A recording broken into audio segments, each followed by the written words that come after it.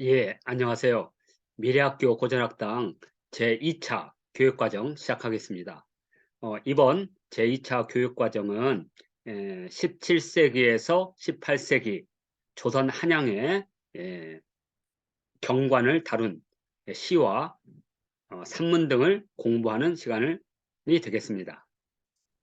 예, 고전학당을 진행하는 저는 한국역사인문교육원의 대표를 맡고 있고 주말형 대안학교이자 학습 공동체인 미래학교의 교장을 맡고 있는 오정윤입니다. 미래학교에서는 기관 단체 유튜브 채널로 미래학교 TV, 한국청소년 역사문화 홍보단, 그리고 한국역사인문교육원 3개의 채널을 운영하고 있으며 주제별로는 4개 채널을 운영하고 있습니다. 각각 특성에 맞도록 한국사 TV, 한자 TV, 전통놀이 TV, 궁궐, 박물관 TV를 운영하고 있습니다. 각 주제에 관심이 있는 분들은 이 유튜브 채널을 구독하면 좋은 콘텐츠를 만나실 수 있습니다. 오늘의 주제는 17세기에서 18세기에 이르는 조선 한양의 경관과 풍습입니다. 따라서 이 시대를 이해하기 위해서 우선적으로 공부해야 될 게 세계사가 되겠습니다. 자, 그래서 이 당시 세계사는 문해부흥의 시대다 이렇게 할 수가 있습니다. 여러 사건의 나열 가운데 가장 대표적인 것이 대항해 시대가 시작됐죠. 그래서 콜럼버스, 마잘렌, 아메리고 베스부치 등등에 의해서 이제 유럽, 아프리카, 동남아시아, 아시아가 각각 개별적 대륙에 있다가 이제 하나의 세계로 이제 통합되는 첫걸음이 바로 대항해 시대다.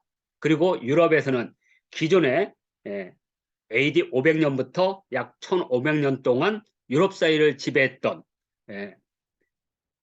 봉건 영주와 기독교적 사제사회 이 두 개가 무너지는 새로운 형태의 시민사회가 열리는데 그것이 바로 30년 전쟁이라고 부르는 종교전쟁입니다. 그래서 대항해 시대라든지 종교전쟁을 거쳐서 드디어 계몽적 사유체계가 퍼지면서 이른바 부르주아 혁명이라는 세계 시민혁명이 일어납니다. 그래서 네덜란드 혁명, 영국 혁명, 미국 독립 그리고 프랑스 대혁명을 통해서 이제 봉건 영주가 주도했던 역사를 이제 상업적 권력을 가진 시민들이 주체적이고 자주적이면서 자신의 생명권, 재산권, 참정권을 바탕으로 하는 근대 민족국가, 근대 국민국가, 근대 시민국가라고 부르는 이제 새로운 정치 세력으로 등장하는 때가 바로 이 시대이고 그리고 이러한 시민혁명을 뒷받침해주는 경제적 발판이 바로 산업혁명입니다. 영국의 제임스 와트의 증기관으로부터 시작됐던 기계 그리고 에너지혁명 그리고 생산품의 생산과 유통과 소비가 연결되는 산업혁명이 일어난 시대가 바로 이 시대이고 우리 한국사에서 가장 영향을 많이 끼쳤던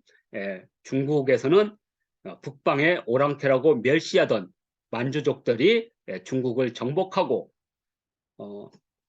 이민족도 문화적 그리고 경제적 부흥을 할 수 있는 능력을 갖춘다고 하는 그러한 바로 만주족에 의한 문해 부흥의 시대가 열리고 또한 그 만주족들은 그러한 세계를 가장 확대해서 오늘날 중국의 판도를 만들어 줬죠. 그래서 대만의 역사학자인 백양은 중국의 영토는 만주족이 시집을 올 때 전리품으로 가져온 것이다라고 할 정도로 중국 한족들은 만주족이 벌인 영토 확장의 이 크기를 근대에 이르러서 그대로 물려받음으로써 세계에서 가장 큰 영토 대국의 한 나라가 될 수 있었던 것, 그것도 바로 이 시대입니다. 그래서 중국의 역사에서는 이것을 강건성세라고 해서 강희제, 옹정제, 건룡제를 이어지는 약 150년 동안 청나라 최고의 전성기가 이루어지고 이러한 강건성세의 역사는 우리 조선에도 그대로 이어지게 됩니다. 따라서 이때 조선에서는 바로 이 만주족들이 비록 정치적, 경제적, 물질적으로 중국을 지배해도 오랑캐는 오랑캐일 뿐이다 하면서 이른바 명나라로 대표되는 중국 한족의 성리학적 질서가 무너지면서 그 성리학적 질서가 조선으로 이어진다는 이른바 기자정통론과 소중화 이론으로 확고한 이념적 위치를 차지하는가 하면 아니다. 세상은 변화해야 된다 하는 변화의 물결을 주창하는 새로운 시대가 등장하게 됩니다. 이것을 통칭해서 우리는 실학이라고 부르는데 바로 숙종시대부터 영정주에 이르는 약 120년에서 130년 넘는 기간에 조선도 새로운 사회를 꿈꾸는 시대가 도래하게 됩니다. 그래서 숙종시대에 전국적으로 확대됐던 대동법 그리고 이를 바탕으로 해서 자본주의의 씨앗이 형성됐다. 이게 왜 중요하냐면 조선에서 자본주의적 맹아라고 부르는 씨앗이 형성되면 이걸 바탕으로 해서 내재적으로 발전해서 근대화가 이루어진다는 내재적 발전의 근거가 되는데 만일 숙종에서 정조 연간에 그러한 자본주의적 맹아가 없다면 일본 제국주의의 침략과 그들의 자극에 의해서 한국의 근대화가 이루어졌다는 일제, 일본 제국주의 수혜론이 등장하는 바로 식민사학의 뿌리가 되기 때문에 그렇습니다. 그래서 우리가 이 숙종시대부터 정조시대를 이해하는 것은 우리 스스로 새로운 세계를 열 수 있다는 문화적 주체 능력, 그리고 정치적 자주성, 그리고 경제적 근대화를 이룰 수 있다는 그러한 내재적 발전의 근거가 될 때는 무지 중요하다. 이렇게 보면 되고요. 그래서 이 17세기, 18세기에 과연 그런 변화가 있느냐, 이것을 여러 시라든지 산문이라든지 고전을 통해서 한번 살펴보는 것이 이번 고전학당의 어떤 목표라고 할 수가 있겠습니다. 자, 이를 바탕으로 해서 정말 17세기에서 18세기에 조선은 그러한 변화가 있었느냐? 자, 이렇게 살펴보겠습니다. 먼저 이 중국의 중화 질서가 조선으로 이어졌다는 소중화 사상. 이것은 주로 서인 중에서도 노론에서도 벽파라고 부르는 아주 완고한 세력들이죠. 이를 우리는 사대주의라고 볼 수가 있습니다. 단재 신태호 선생은 이것을 아주 강하게 비판을 했죠. 이 소중화 사상은 이른바 노예근성과 같다. 그래서 이걸 바탕으로 해서 정신승리를 하는 것이라는 거죠. 자, 만주족이 영원한 오랑캐는 아닌데 세상은 변화한다는 것을 인정하지 않는 거죠. 그래서 오랑캐는 오랑캐이고, 그리고 이제 이것을 이제 조선 숙종연간 때부터 일어났던 호론 낭문이라고 하는 철학 논쟁으로도 이어지게 됩니다. 그래서 한번 오랑캐는 오랑캐일 뿐이다. 그래서 중국의 대중화 이념이 우리 조선으로 이어졌다는 소중화 이론이 있는가 하면 뭐 대표적으로 윤두서라든지 또는 이 윤두서의 기자지라고 하는 것을 바탕으로 하는 우리 율곡 선생의 기자실록 이런 것들이 전부 소중화 사상을 바탕으로 하는 겁니다. 왜냐하면 중국의 요순부터 시작해서 하나라 우임금, 은나라 탕임금, 주나라 문왕, 무왕으로 이어지는 성인들의 시대가 중국에 있었다면 그게 이제 대중화가 되겠죠. 그러면 그러한 문화를 이끈 기자가 조선에 와서 왕이 됨으로써 이것도 중화 문명이 꽃을 피웠다고 하는 그래서 대중화와 소중화 이론을 만들음으로써 문화적 자부심, 좋게 말하면 문화적 자부심이고 비판한다면 그것은 정신승리법이죠. 이것이 소중화라면 이러한 그 소중화와 함께 새로운 시대의 변화를 읽고 토지개혁이라든지 사회 민중들의 변화를 인식하는 중농주의와 교역이라든지 상업이라든지 상공업을 통해서 새로운 부를 창출하고 그리고 이걸 통해서 국부를 만든다고 하는 이른바 중상주의. 그래서 이것을 우리는 북학파라고 부릅니다. 이것이 일어나고 또 하나는 서유럽에서 일어났던 기독교적 새로운 변화가 우리 동방으로 오게 되죠. 이것을 서학이라고 불렀습니다. 하여튼 이 서학의 문제는 영화 자산어부에서도 무지 잘 표현했습니다. 그래서 이러한 사상적 변화가 있다면 이 변화에 따라서 이 조선 후기에 토지가 변병되면서 대농장이나 중소농장을 기반으로 해서 서울의 권력과 부를 획득한 새로운 형태의 사대부들이 등장하죠. 이걸 경화사족이라 합니다. 경화사족은 오늘날 엄청난 기득권층이면서 이들이 만든 문화는 상당히 고급스럽고 그리고 상당히 변화하는 그러한 문화를 만들게 되죠. 뭐 추사 김정이라든지 이런 사람들이 경화사족을 대표하고 또 1800년대 세도가들도 경화사족을 대표한다고 볼 수가 있습니다. 또 하나는 청나라와의 교역이라든지 이걸 통해서 부를 획득한 중인들이 점점 자신들도 양반의 문화와 같이 시도 쓰고 글도 쓰고 시회도 만들고 모임을 통해서 자신들도 그러한 양반과 같은 문화를 향유한다는 그러한 자부심, 다른 말로 하면 전 인민의 양반화를 통해서 문화적 자부심을 갖는 중인문학이 탄생하게 됩니다. 중인문학은 중인들의 고급스러운 문화라는 관점에서는 긍정적이 몰라도 이 고급화된 이 지배층의 문화를 보통 일반화시켜서 평민들과 같은 똑같은 보편적 문화로 만들지 못함으로써 시민혁명을 이루지 못했다는 측면에서 중인문학은 나름대로의 한계를 가진다고 볼 수가 있습니다. 그렇지만 17세기, 18세기 조선 한양의 큰 문화의 르네상스의 흐름 속에는 경화사족과 바로 중인문학이 있었고 이들의 그런 경제적 뒷받침이 바로 자본주의 맹화라는 겁니다. 그래서 품삯이라든지 노동을 통해서도 생활을 영위할 정도의 계층들이 생기게 됩니다. 이른바 품삯 노동자들이 만들어지게 됐죠. 그리고 자본이 축적되면서 이른바 어떤 사당패라든지 또는 뭐 이렇게 지도라든지 또는 객주라든지 여관들이 만들어짐으로써 상거래가 활발하게 이루어지는 측면을 우리가 볼 수가 있습니다. 이런 것들이 17세기, 18세기 조선 한양을 읽는 주요한 키워드가 되겠습니다.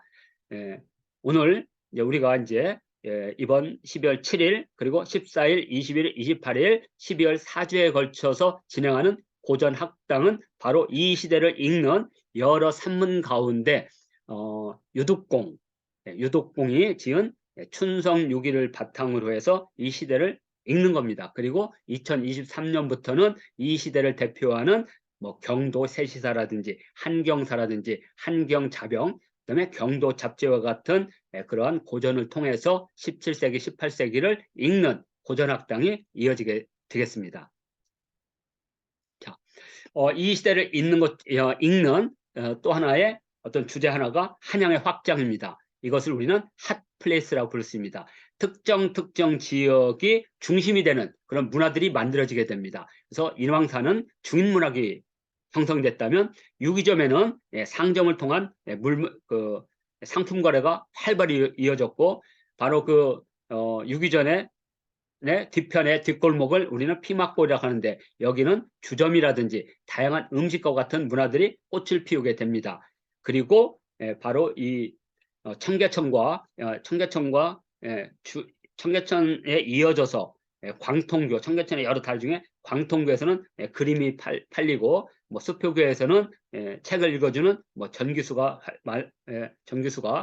상당히 활발하게 활동을 하고 또 한강에 뭐 서강나루라든지 마포나루라든지 이런 나루를 중심으로 해서 지역에서 오는 수많은 화물들이 와서 서울로 들어오는 그 과정에서 많은 교통이라든지 아니면 운송이라든지 이런 걸 통해서 서울이 중요한 핫플레이스를 이루는 거죠. 그래서 뭐 피막골, 수표교, 한강나루, 광통교, 유기전, 인왕산 이런 것들이 요즘으로 말하면 저쪽 상계동, 중계동, 상계동권, 뭐 신촌권 또는 뭐 여기 종로권, 그다음에 강남, 영등포, 신촌 이런 식으로 해서 서울도 핫플레이스가 있거든요. 그래서 이 시대에 한양에도 다양한 이러한 중심 구역이 형성된다는 것은 이만큼 사회적 변화라든지 자본주의적 확장성이 지금 활발하게 펼쳐지고 있다는 것을 우리는 이걸 통해서 알 수가 있습니다. 또 하나는 지도와 여행기가 많이 만들어집니다.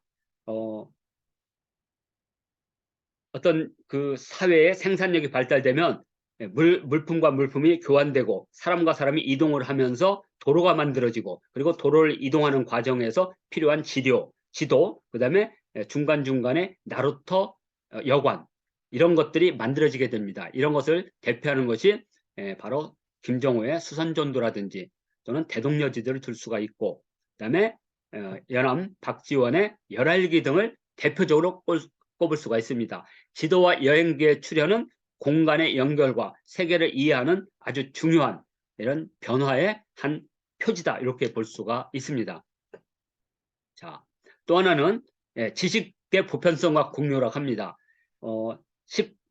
17세기에서 18세기 프랑스의 계몽사에서 중요한 역할을 했던 디드로의 백과사전도 이때 만들어지듯이 조선도 이수광의 지목유설이라든지 유영안의 반개수록이라든지 성호사설 같은 이러한 백과사전류의 저작물이 만들어지게 됩니다. 그리고 이걸 통해서 그 이전부터 이어졌던 지식의 축적이 종합화되고 이걸 바탕으로 해서 새로운 사회가 열리게 되는 거죠. 이러한 중요한 이러한 백과사전적 지식이 총결합된 것을 우리는 다산정약용으로 이렇게 꼽을 수가 있습니다.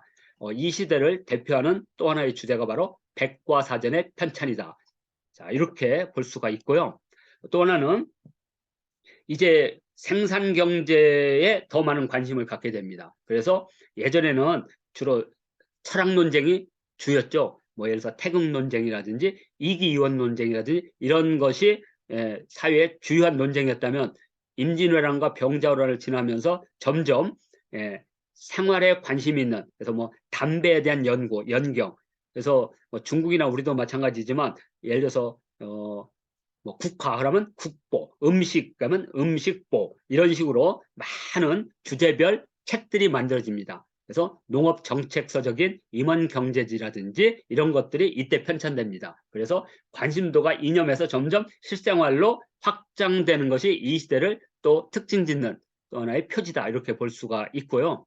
또 하나가 이제 도덕 이념에서 이제 경제 사회로 변화하고 있습니다. 그래서 그전에는 그 지식을 중시하는 관학파 시대에서 그다음에 명분을 중시하는 살인파로 권력이 이동됐다가, 그리고 이제 임진왜란, 병자호란, 양난을 거쳐서는 중당이 형성되고 이념을 중심으로 한 사회였다면 이제 17세기에서 18세기로 넘어가면 경제라든지 생활에 점점 중심의 축이 넘어가는, 그래서 여기 보면 바로 김홍도라든지 신윤복의 풍속화들이 만들어지고 이런 것들이 널리 유통되고 이것들이 핫플레이스인 광통교에서 거래가 되고 이런 변화들이 윤리사회에서 경제사회로 변화하는 것을 보여주는 지표가 되겠습니다.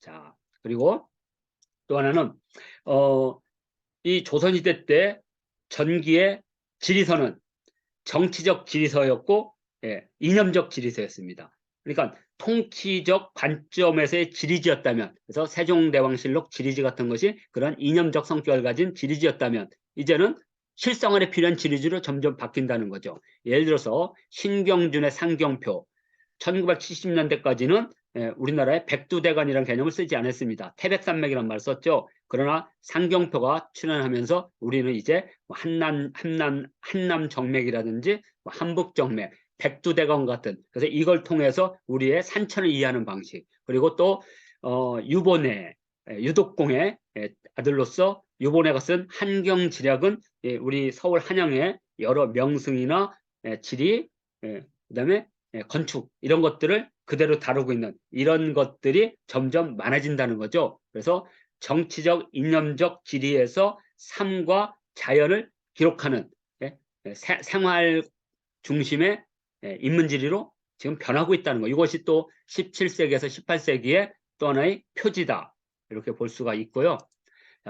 그리고 이 시대에 이제 이렇게 동국 여지승만 같이 통치의 목적으로 쓰던 거에서 이제 실생활에 필요한 것들이 이제 쓰여지게 됩니다. 이런 것들이 뭐 유독공의 경도잡지라든지 우리가 2023년도에 고전학당에 다룰 강희천, 조선시대의 가장 반항아적인, 그래서 신유박해 때 처형을 당했는데 바로 강희천의 한경사라든지, 그래서 서울의 어떤 풍경이나 명승이나 어떤 유적을 106개의 시로 표현한 것이 바로 한경사가 되겠습니다. 이런 것들이 다양하게 출현한다는 거죠.